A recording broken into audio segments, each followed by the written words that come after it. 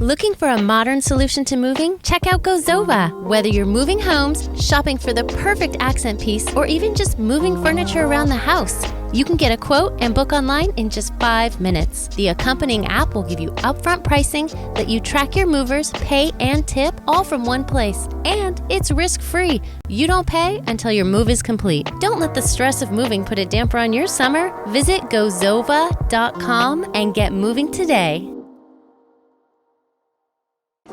Hi, my name is Mindy Hofman, and welcome to the Women of Austin podcast, where together we are igniting the power of women's voices.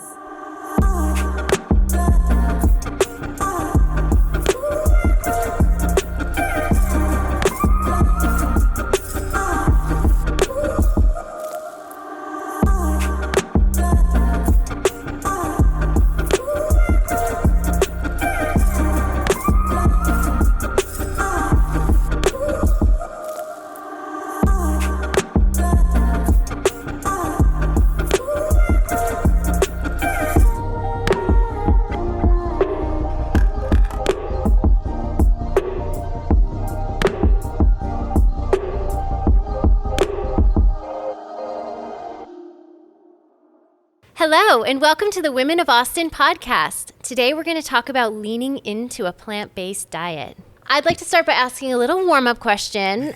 When you were little, what did you want to be when you grew up?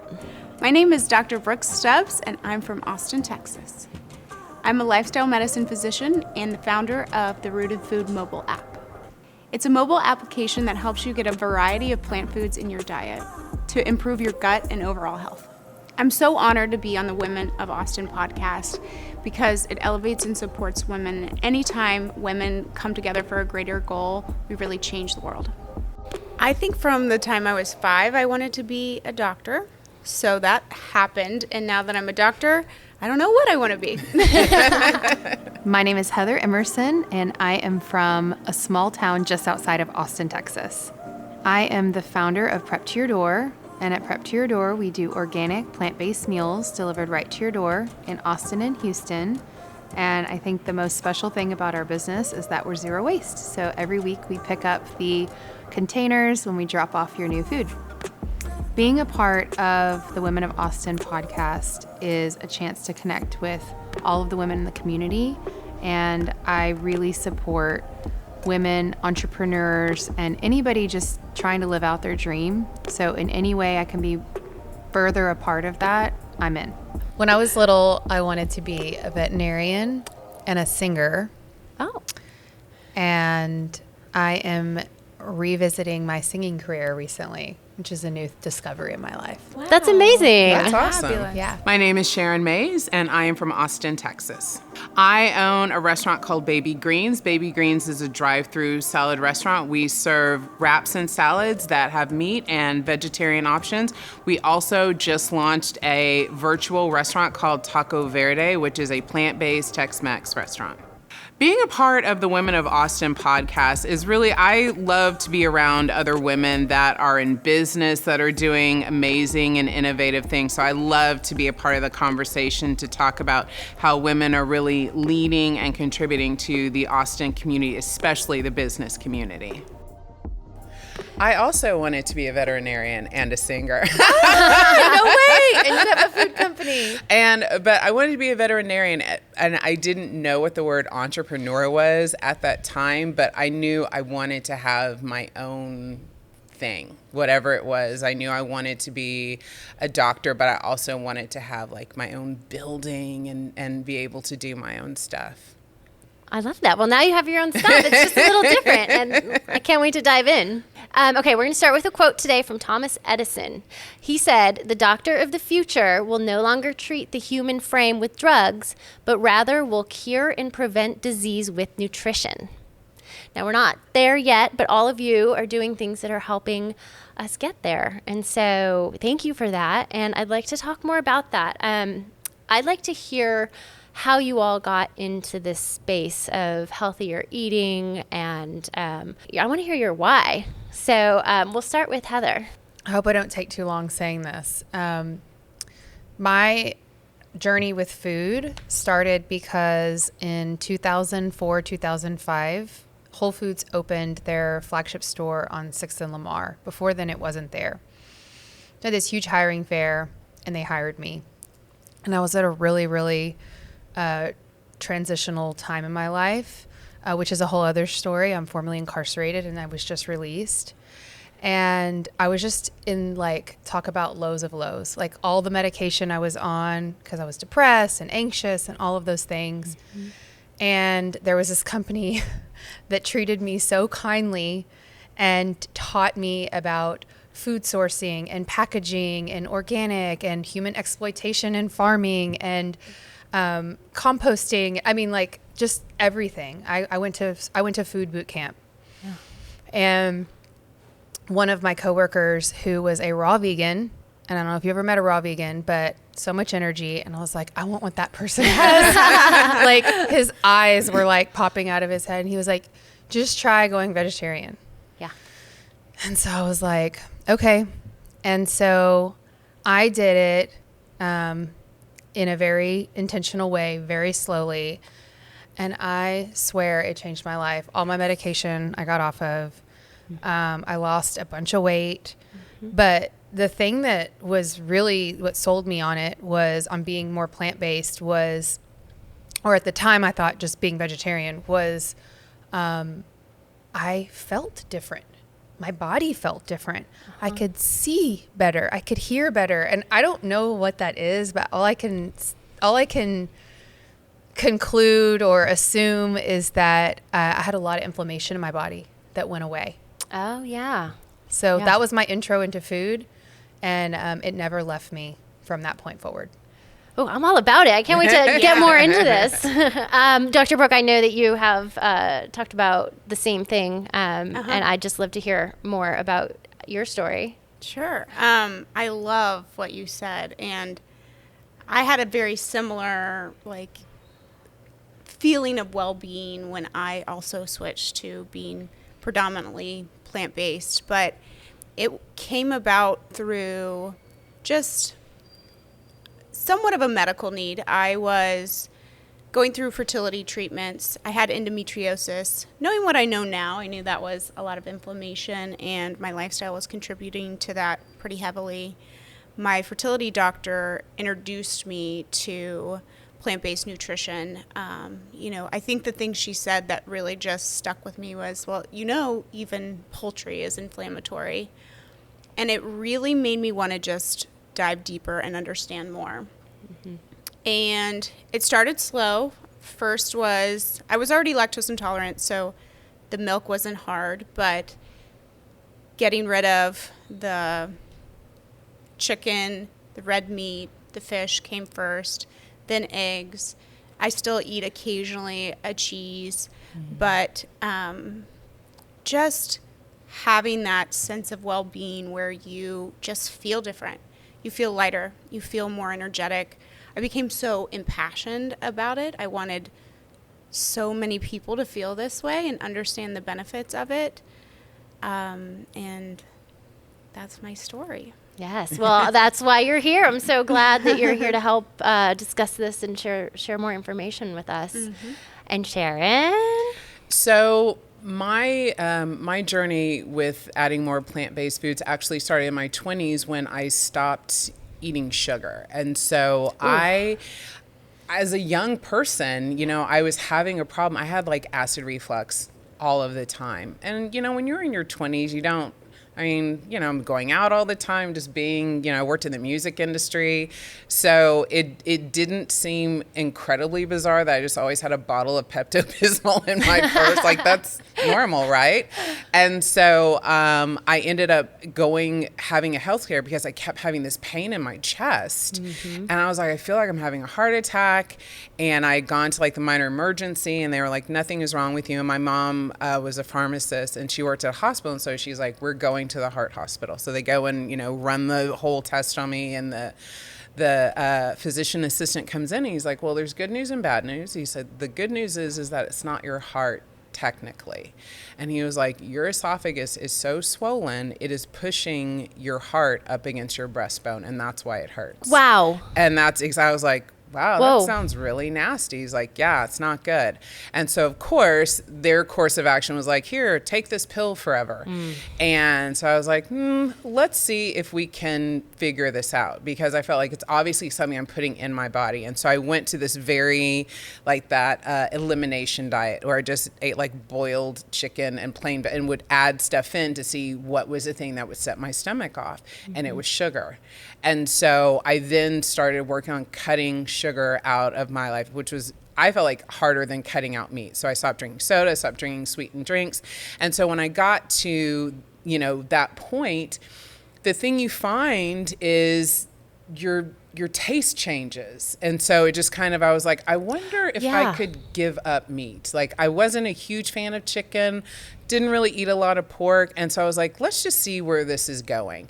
And so I just kept going and going until I became a vegetarian. And it became one of those things that even when I went back to eating meat, it changed my love of vegetables. So because I ate a lot of vegetables. This is in, to date myself, like this is in the late 1990s. So there's not all of the plant-based products that you see in your grocery store now. Those things did not exist. And so I really had to get creative, because the point was to stop eating processed foods. And so it was also thinking about like going and there's all these kind of soy meat things, but they didn't taste great. And it was obvious that they had been super processed. And I was trying to get away from that. So I just started eating vegetables. I would go to the grocery store and I would just start in the produce section and find a new vegetable and be like, okay, I'm going to cook this. I've never even seen this before. I'm going to figure out a recipe. And so that kind of just mental shift and diet shift kind of really put me into a place of really appreciating the variety and depth that vegetables have to offer, in addition to how they make your body feel. Yeah. Wow. I love all your stories. That's one of the reasons that I really wanted to do this episode, is because I've seen people I know, like my mother, she is plant-based now, and it changed her life. And then I've heard Brooke speak before and talk about how it changed her life. And I know so many people, and I think that it's really important to talk about it. But for me, I want to also learn and share how we can do it, because I'm intimidated by it, and it feels like it's a lot of extra work, or it's going to be really expensive. So I'd love to touch on those topics and to hear tips and tricks, or anything that you guys can offer for advice for somebody like me and whoever's listening who's interested in feeling good like you guys and changing the way that we eat.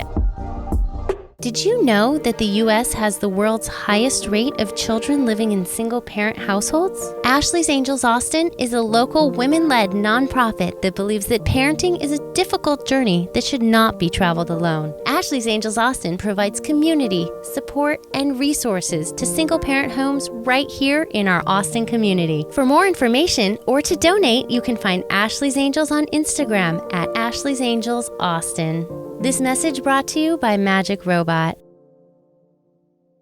Located 45 minutes from Austin on Lake LBJ, the club at Horseshoe Bay Resort has been a hill country oasis for over 50 years. Endless amenities, 4 award-winning championship golf courses, tennis, pickleball, spa, marina, sunset cruises, fitness, multiple pools and restaurants, including Cap Rock, voted best new clubhouse, with breathtaking views of the hill country, lake, and golf courses. Horseshoe Bay Resort.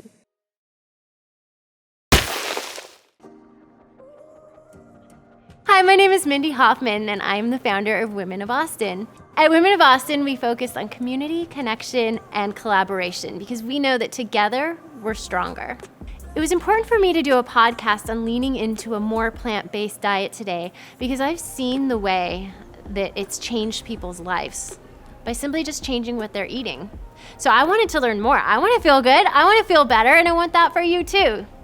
Today we're shooting at Eberly on South Lamar, and it is such a beautiful, wonderful space, and we are so grateful to be here. Because I'm not the kind of person who has the time to cook gourmet meals and have everything look perfect on the plate, and I want convenience. It is somewhat swimming upstream in order to accomplish that because of all the convenience foods that are processed, that, are not plant-based. And so I think the biggest thing you can do is change your environment. Don't let anything into your home that you can't eat or that you shouldn't be eating. And then I always put things in my pantry in clear containers. So it takes away the marketing from all of the industry that would sway your decision on what to eat. And you just let your body talk to you then. Wow. I've never heard that before, and I love that. I'm not going to tell you what's in my clear containers right now. That's really good advice, by the way. That's great. Yeah. So the question is for people who are scared of plant-based, like what is, how do you lean into that, right? Yeah. So my company, that's exactly what we do. We try to help people have an easy option from the fridge. We do organic plant-based meals delivered. And one thing that I really like, a holistic health coach shared with me that a lot of diets do this thing where you restrict or eliminate, and there's a time and a place for that. But what he really taught me was don't worry about taking away. Try adding in. Oh. And you will naturally remove, like what you did. You took away sugar, but then other things just kind of started happening, right? Absolutely. So what I preach is just start adding in more vegetables. Just start adding in one plant-based meal a day. Your taste buds are going to change. Everything's going to start feeling different, and just tune into that. Most of our customers are not vegan or plant-based at all. They just know that they want to eat better. Yeah. And so I'm really proud that we feed like 90% omnivores. Oh, wow. That's I interesting. didn't know that. Yeah. Yeah. Wow. Yeah. And that I feel like that's more impactful than just feeding vegans, right? Like, Yeah. we're actually making an impact on other people's lives who just want more vegetables in their diet. Yeah, I think that too. I know that Sharon, you talked about how you introduced meat back into your diet, and I like that you all have tried things and you figure out what's best for your body and you do what's best for your body. But I think that after talking to you guys and doing my own research, there's no denying that healthier foods are what's best for your body, and then just figuring out how to tweak that. And Sharon, you make it more accessible to have healthier foods. And Absolutely. So with Baby Greens, it's kind of, how to be healthier, start a restaurant. Like, go out and start a food business. Like, no. So, when I was a vegetarian, one of the most frustrating things was that, I was a person on the go and there was no fast food. And so I had like an igloo container, and I would just like have to put my food in there because there was nothing. And I worked with this woman, Rosemary, and she was like my Sherpa. And so she was like, well, if you go to like churches or something, you can get like green beans and corn, or you can get a bean burrito from Taco Bell. I was like, this is the saddest life ever. I'm not going to go around eating like sides, and I'm not interested in that. And so I am, marketing is my background. And so I got so annoyed that like all these fast food chains, it's like everyone got together and decided we will just serve people garbage. And we as customers said, and we will pay for it. And I was just like, if people had an option, I think they would eat it. And so when you talk about, why don't people eat healthy? That was where, when I was working on the idea for Baby Greens, that's exactly where I started to say, why don't people eat better? It's too expensive. Yep. It's too difficult to get to it. Yep.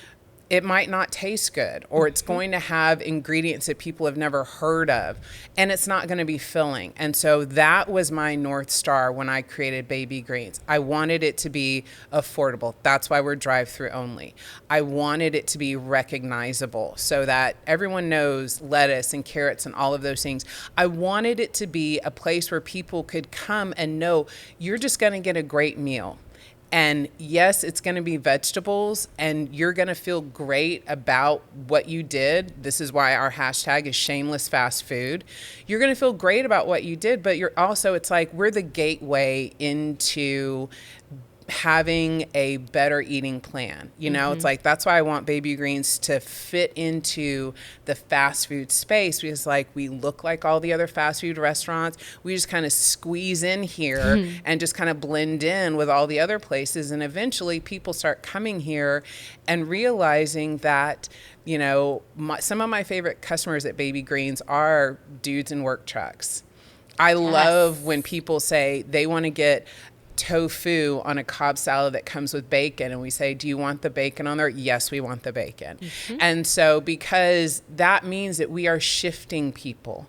We aren't just, as you said, we aren't just feeding people who are plant-based. There's nothing wrong with that, but when you talk about how to impact our communities, how do we impact the food system, how do we get people to eat better, is to make it a safe space for people to just try new things. And so, you know, with Baby Greens, I opened Baby Greens in 2004, and so we have built a level of trust with our customers. I feel like that's why our customers are willing to try things that they maybe haven't thought about trying before, because they know that we have really good food. And so they're willing to give it a chance to say, I love everything I've had here.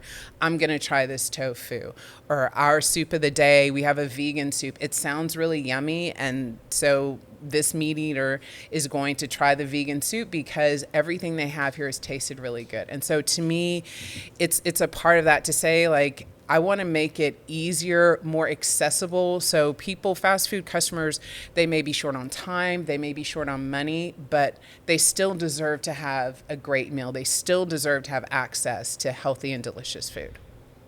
I love that. I love that. And I love the guys in the work trucks coming through. Oh, absolutely. And that's amazing. That's really great. Say goodbye to dry skin. Sweet Cream Skincare is designed to hydrate normal to dry, sensitive, and eczema-prone skin. Warm notes of vanilla and citrus oils create a wonderful scent that will make your nose dance. Each body cream is made with earthy enriched ingredients, including aloe vera, shea butter, and rose geranium oil to help your skin look and feel smooth again. It's non-greasy and great for the whole family. Shop now at sweetbodycream.com.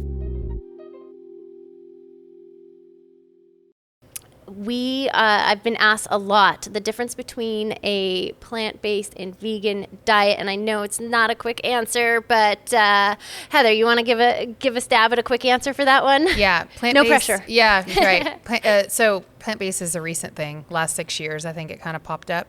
Vegan, from my perspective and what I learned working at Whole Foods, there's an ethical take on the way you eat, and that's usually animal welfare.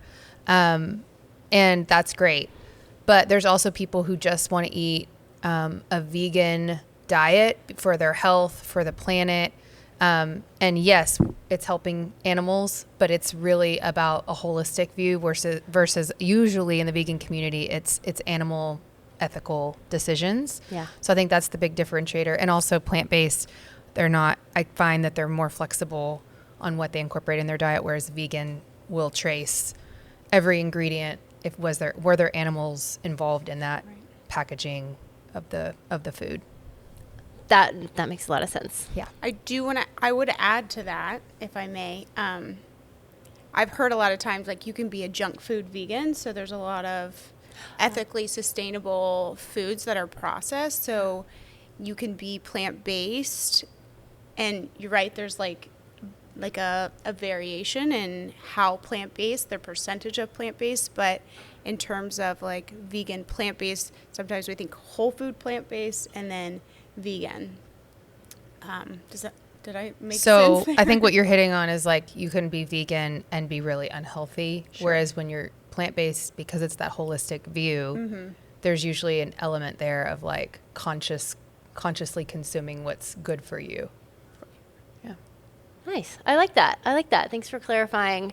And I'm really looking forward to making some changes myself, Brooke. I know that your Rooted Food app helps with that, and I've enjoyed using it. And we got drive-through salads, and we have delivery plant-based foods. So thank you guys for all that you're doing for the community and for being here with us today to talk about this. And I want to leave us with a quote from Gandhi. He says, "It is health that is real wealth, and not pieces of gold and silver." Exactly. Thank you so much, you guys. Thank you. Thanks so much for joining us today on the Women of Austin podcast. A new episode premieres twice a month right here on the Women of Austin channel. Make sure to subscribe and hit that notifications bell so you never miss an episode. Make sure to follow us on Instagram at women_of_Austin. My name is Mindy Hofman. I hope you'll join us for our next episode of the Women of Austin podcast. Light it up, light it up.